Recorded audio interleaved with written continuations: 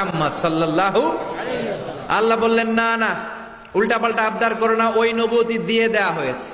ঈসা বললেন ওকে, আমি পড়েছি ইনজিলের মধ্যে ওই নবীর উম্মতদের এত মর্যাদা, বনি ইসরায়েলের অনেক নবীর চাইতে নাকি উম্মতে মুহাম্মাদের মর্যাদা অনেক বেশি হবে। আল্লাহ শেষ নবী আমাকে বানালেন না, ওকে, কিন্তু আমার উম্মতকে ওই উম্মত বানান। আল্লাহ বলেন নো, ওইটাও দেয়া হয়ে গেছে, পাবে কে? বিশ্বনবী পাবে।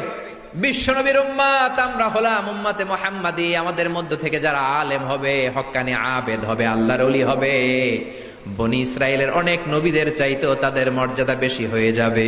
সুবহানাল্লাহ। এবার উনি চোখের পানি ছেড়ে দিলেন। আল্লাহ দোয়া করলাম আমার শেষ নবী বানান, বানালেন না। দোয়া করলাম আখিরি উম্মত আমারে দেন, আমারে দিলেন না।